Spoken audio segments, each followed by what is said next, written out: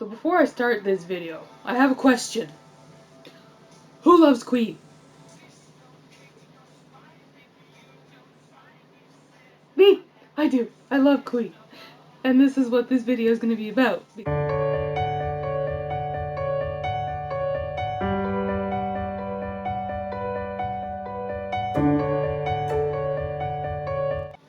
This is going to be episode 1 of me talking about one of my all-time favorite bands, of course, Queen.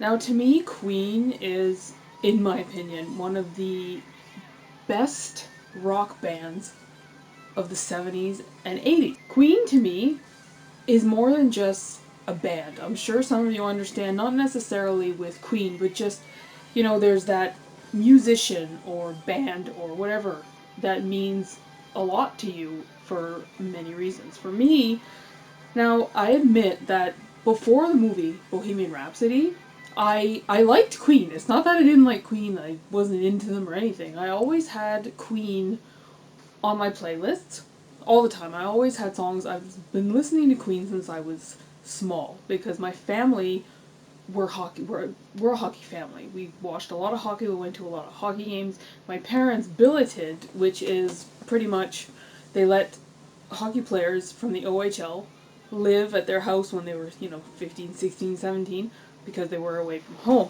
So, of course, hockey players always listen to Queen. Queen is big in hockey. They play them at hockey games and stuff all the time. So that's when I first started, listening to Queen. I grew up with Queen, pretty much. So, but once I saw there was an ad for Bohemian Rhapsody and that it was about Freddie Mercury, it was a little more than a year before the movie actually came out. I got so excited. I don't know why. I was just like, oh my god, I have to see this movie about Freddie Mercury. I got so excited. I remember I called my mom and I said, oh my god, they're making a movie about Freddie Mercury from Queen. And of course she got just as excited as I did. We went to see it. I saw it probably about 5 times in theaters. The movie made me, I guess you could call it obsessed with Queen. I listen to Queen all the time. I watch them all the time, watch the videos and stuff. But it's become, to me, more than just a band with music because they each one of them. Now, Freddie is beyond a favorite for me. Freddie actually means a lot to me. Best frontman ever in any band that it does, again, my opinion, this is just me. One of the best singers and songwriters. To me, he is beautiful. Also very shy. You would think he's not shy by looking at him on stage, but he's actually, as soon as he goes off stage, from what I've read, he's a completely different person. He was like very quiet, very shy, like me. We have that in common. The way he moved, the way he just, whatever. He was gorgeous, and he seemed like the sweetest, this is what I've heard about him, he was the most generous person you'll ever meet in your life. He would have done anything for you. And to me, he's very special to me. I love him very much. And he was just a very kind person. Brian May, who is a very close second after Freddie. He also has a special place for me. Seems like the nicest person in the world. It's almost like, I know he gets angry, everybody gets angry, but he's just one of those people that you look at and it's like he looks like the most laid back, amazing, kind person and sweet. He seems like such a sweet person. Every time I watch his interviews and just his little videos that he posts on Instagram and stuff, he's so adorable. I love him. One of the best guitarists, rock guitarists in music. He's fantastic. He's got so much talent, also a brilliant songwriter. And how much he loves animals. Now, people who really know me know how much I love animals. I love animals most of the time more than people, and I know that might sound weird to some, but it is what it is. And he is one of those people like me who has a respect for animals, and he loves animals just as much as I do. And this is why I love Brian May second, because he's the best. He's awesome. And it's a dream for me to meet Brian May one day. And if I do, I probably will not be able to compose myself. I will most likely cry a lot. So that's that with Brian. I love him. He's awesome. John Deacon is their bassist.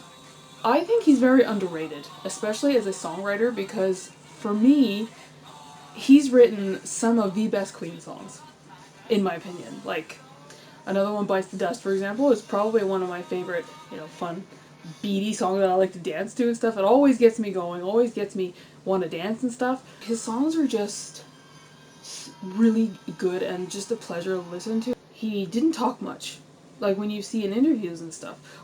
I guess when you mention something that he really liked or that he was interested in, you could really get him talking.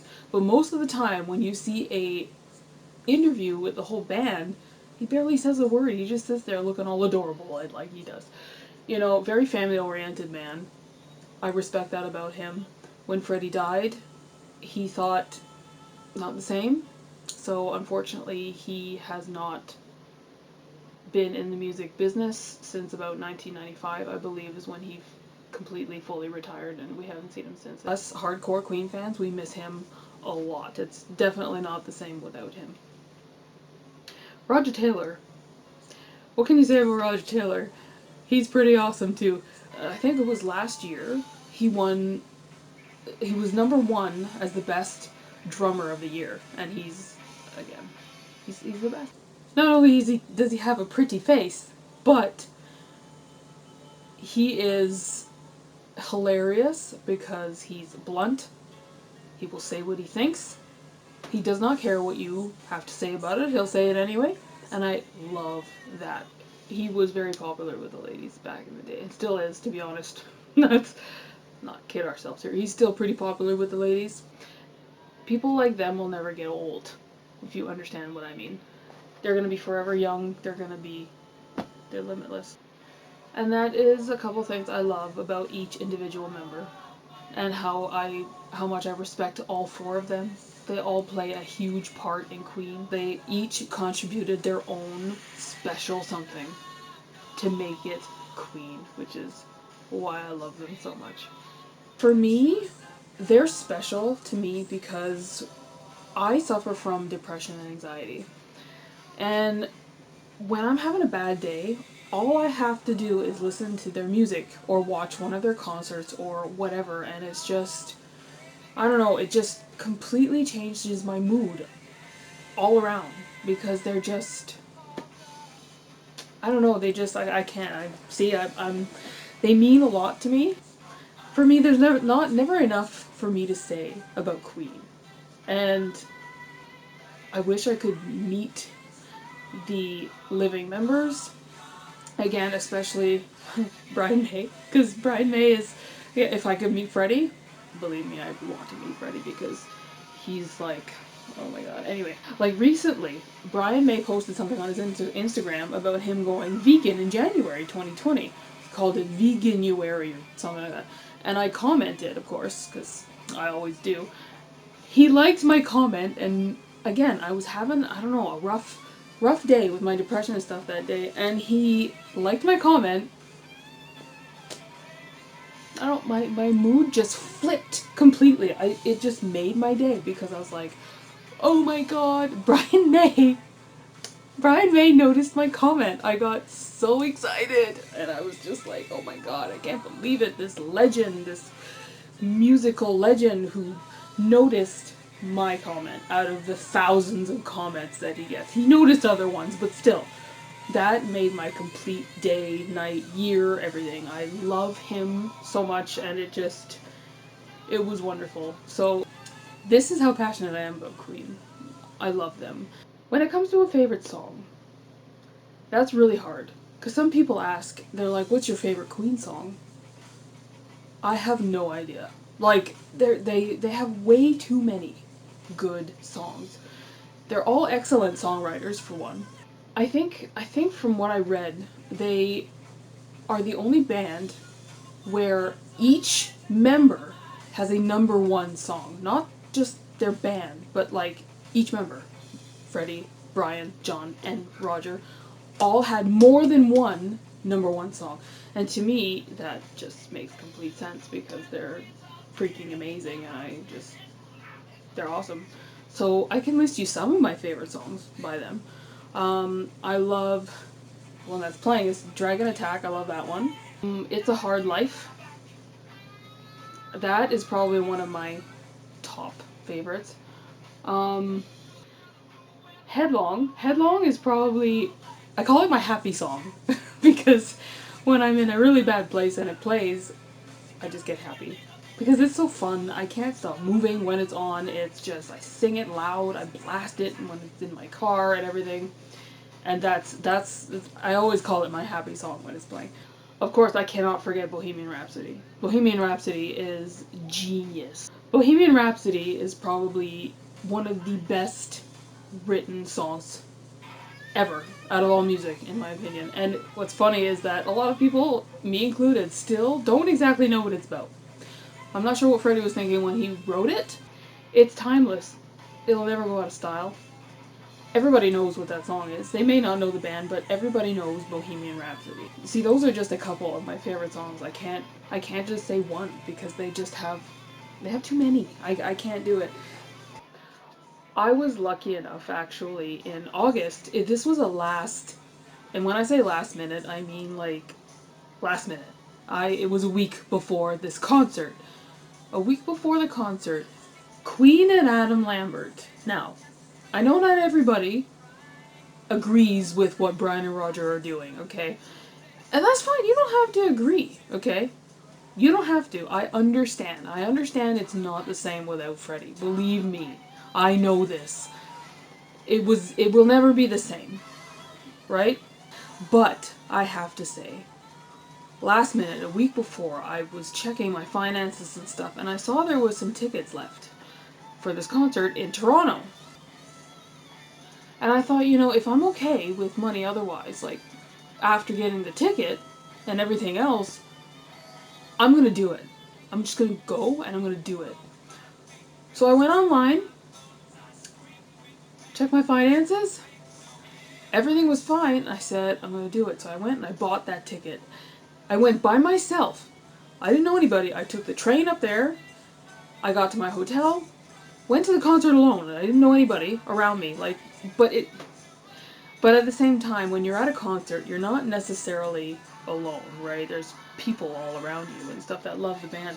And it was the best concert I have ever been to in my life. I was emotional half the time, mostly because of Brian and Roger, because they're two of the original members. One of them being my other favorite, which is Brian.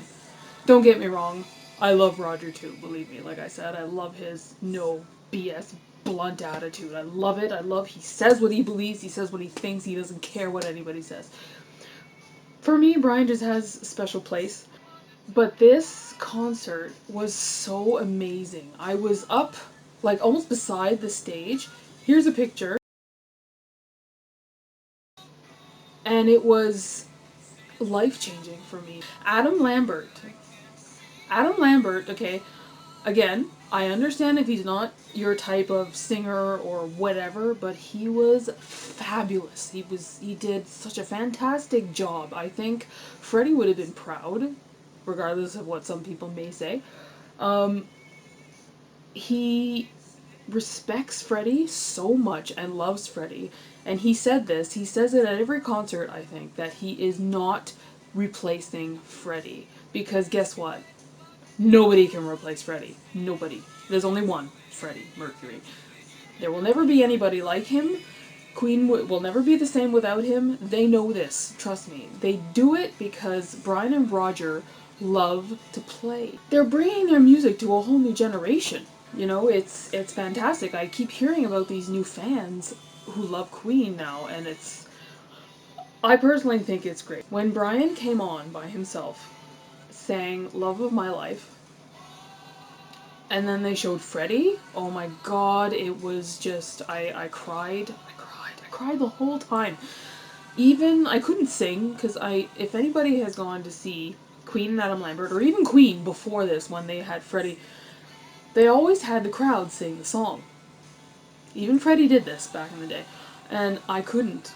I couldn't because I I don't know, I just thinking about it now, I'm trying not to get emotional because it was one of the, I don't know, it was so amazing. And then when Freddie came on the screen to finish the song, I lost my shit. I lost it because you see him on the screen and you know he's not there, so it makes it so sad and emotional, but also special at the same time because it was just an amazing experience.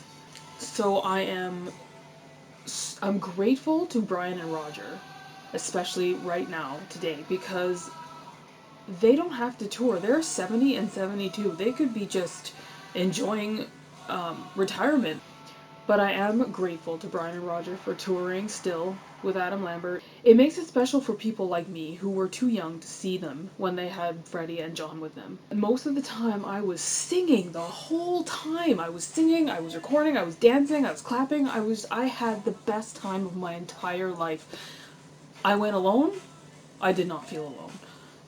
The presence of Freddie too was strong when I was there, so I think that helped, and it was it was fantastic. So if they tour again, which fingers crossed, I hope they do. If they tour again, I highly recommend you go. I know the tickets are a bit pricey. It's worth every single penny, I'm telling you right now. They're fantastic. Okay, anyway, so that is what Queen means to me. They have saved my life with their music. I don't know how many times, and just they make my days better. Their music, who they are, even watching their interviews for me. It doesn't matter as long as it's Queen. They're one of my favorites, and I love them. So anyway, that is my first Rambles episode talking about my love and obsession for Queen and why they are so important to me. Their music just helps me. That's it. So thank you for watching, everyone. Thank you for watching my first episode of Becca's Rambles, and I hope you'll enjoy the next one. And I'm going to be trying to do this every 1 to 2 weeks, 2 weeks maximum, of an episode of me rambling. Thank you for watching. I hope you enjoyed it. Go Queen! I hope all you Queen lovers enjoyed my little ramble about the band and why I love them. And I hope to see you next time on my next episode of Becca's Rambles. Bye!